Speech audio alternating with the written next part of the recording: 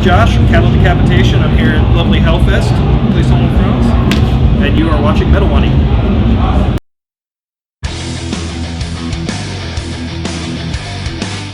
Greetings from Metal Wani. Thank you very much to be with us today. Thank you. We're in Hellfest, Clisson today. So you guys playing several festivals throughout the summer.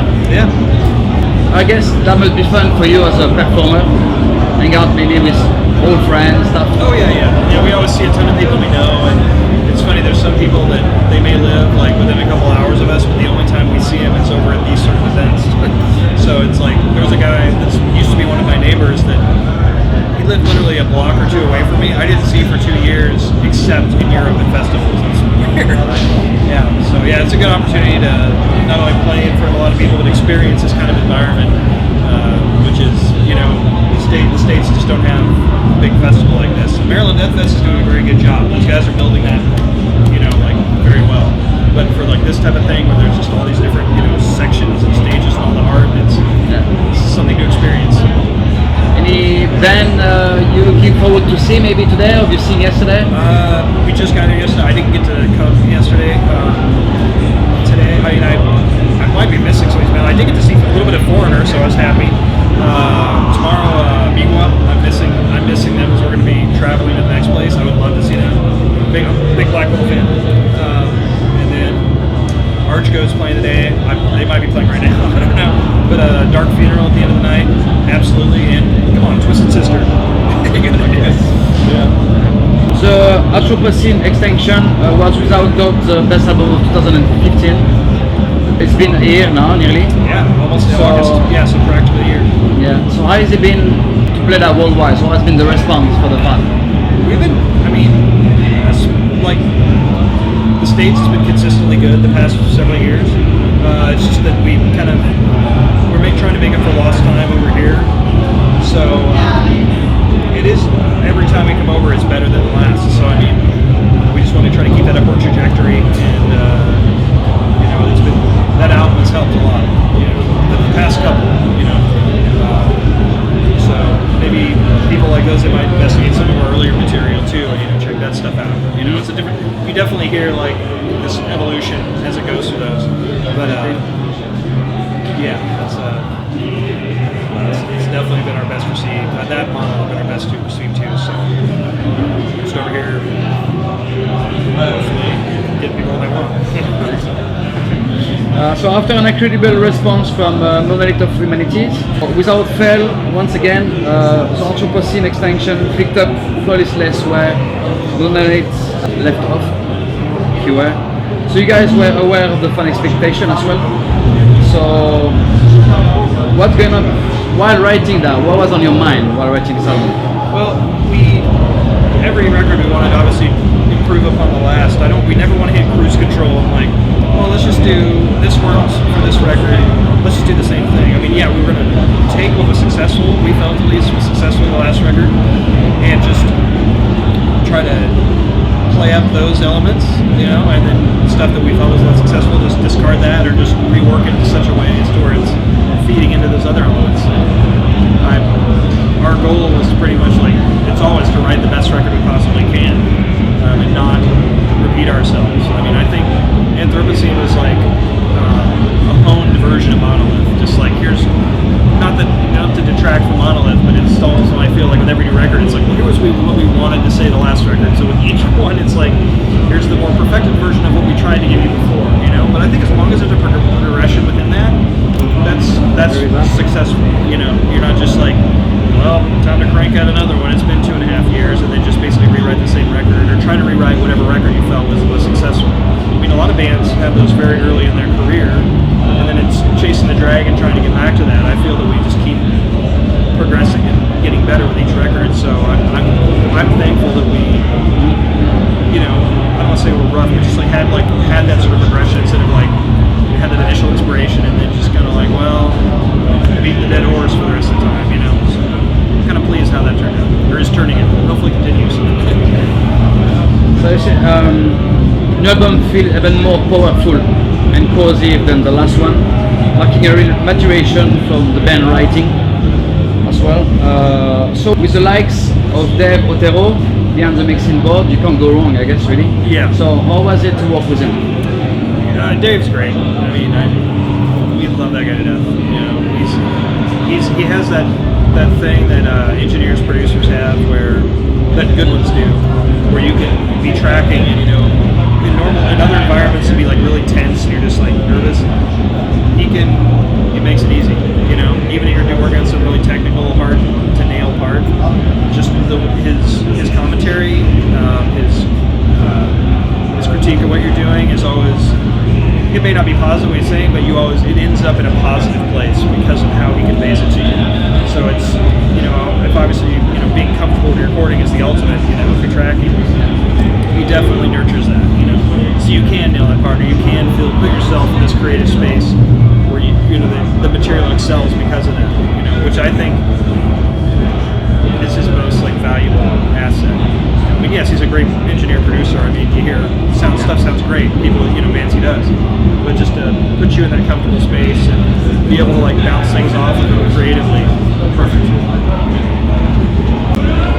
So on this record, we see more of Travis Ryan higher picked guttural scream that are damn near impossible surely to put down in word, really. I remember Swen about it saying this guy is fucking crazy beyond my imagination. So does it get difficult to execute this in live? Oh, the screams he did? Yeah. Is it difficult to replicate that live? Oh, I mean, I think he almost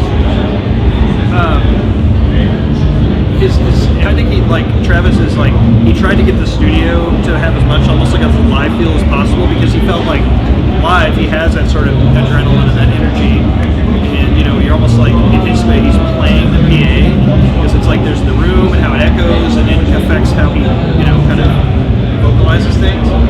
So in the studio we just try to almost simulate what he does live, because there's some stuff he can do in the moment live that he's had a hard time comfortably feeling he could recreate in the studio.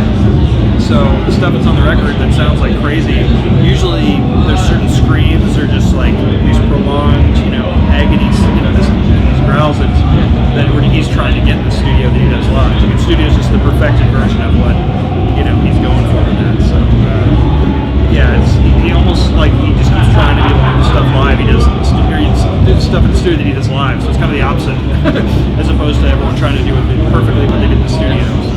Plus, he kind of just goes. I mean, it's the song, he's singing it how it is, but he's a little more free form with it. It's not just this rote, I'm going to do everything exactly like the record. I mean, he goes off and phrases things a little differently sometimes, or screams out, certain things that aren't on the record. So it's a good dynamic. It keeps it interesting. With the album, CATTLE Decapitation set the bar very high for the metal world. So what next? Have you guys already something to write anything? We can expect a new album coming out?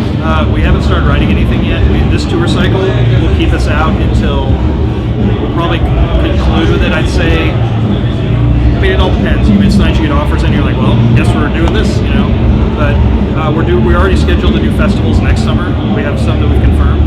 So we'll be doing it at least until then. I mean, I would think do festivals over here, and if we haven't, I think we're maybe come a point where we're not necessarily looking for other stuff after that. We'll do the fest, and then if something presents itself, great. But if not, maybe that it's time to take a couple months break from each other and all that, and then start it again. But I don't really know what we're gonna do.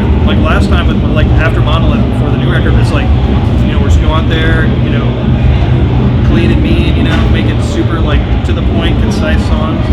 I'm not saying now we're gonna go into some big epic, who knows though. I think now it's almost now we're really yeah, what the heck are we gonna do? I don't know, which is the best and worst part of all about it, So who knows? Find out 2 years probably about 2 years from now.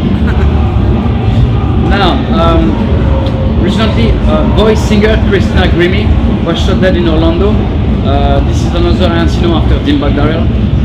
This is already a security threat for bands touring, so what are your takes on that? I mean, I think that sort of, I don't know the situation, how that happened to her, but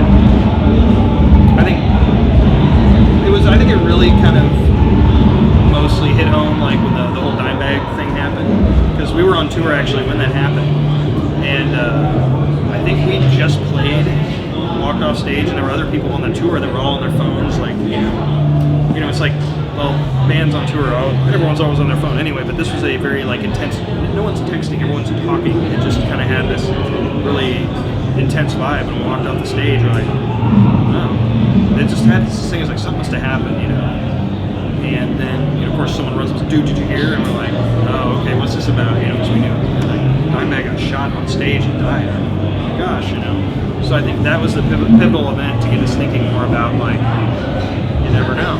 I mean, even though we're, the grand scheme of things, relatively minor, there's always someone who potentially, has this great hatred for you, or what you either represent or you individually or whatever. So I think it's always, sadly, in the back of our minds, things like that. And it's this poor person, this poor woman just got off stage and someone walked up to her and shot her. It's like, it's almost like a John Lennon thing or a Jodie, just that sort of level of obsession where, to permanently have that or control, shoot the person. It's like, it's just, I don't know. It's like there's this bizarre human behavior, I don't want to, like, trivialize it by just like, oh, that was weird, or anything, but obviously it's a tragedy, but that stuff, if you're a touring musician of any type, regardless of genre, it's always going to be in the back of your mind, That's why, right after the Dimebag thing happened, security in clubs just got super ridiculous, and then, over time, it's just like it was before. So, I mean, especially in this day and age where the answer to everything apparently is to shoot up someplace, that's, in Orlando 2 weeks ago, or last week, it's just like, that was, it's the most pointless thing ever, and now it's sad that, I'm really, it sucks that, I didn't think when I was a young person, there's always going to be conflict and war, but that's not something I thought, I'd ever have to deal with as part of reality that's happening. I mean, I think it's part of that is living where we do and all that stuff, you're isolated somewhat from that. And, and we just, there's other parts of the world that's there every day, and that's just, it's even if we're not directly impacted by it, it's still, now it's part of your culture, it's not that culture. So, it's, I mean, we're still getting off lucky, we don't have, we're still, that's a remote thing, you're seeing us remotely. But now it's not just people in some other part of the world, it's people in your country. It's not just an isolated murder, it's everywhere now. So I have no solution to it, and it's like something so this utterly, and this is humanity as a whole, not just people in the States or wherever, something so utterly devastating going to have to happen to where people are like, okay, enough's enough. This is just stupid. I don't know. It's like people just want to destroy each other. It's the best way to get a government to pay attention for a while is to harm people, their citizenry that had nothing to do with the decisions that led to that. It's like the best and worst times to be alive. So there's that. I don't know. You are touring Europe in 2 parts for almost next 2 or 3 months. Any US tour planned later on this year, maybe? Yes, in the fall we're going to do, hasn't been announced yet, but we're doing 2 weeks, we're doing 2 weeks by ourselves, and then 2 weeks with a bigger headliner. So that'll be our fall US thing. I think it begins mid-September and goes mid-October, just a month, So we have, the one we're doing, the one we're currently on, and the second 2/3 of it, because this was 2 weeks, so we got a month, second, 3/4, whatever. And then, we're home for a month into the US. We have a date in Puerto Rico in December. Nice. And then January, February, we have Mexico and South America.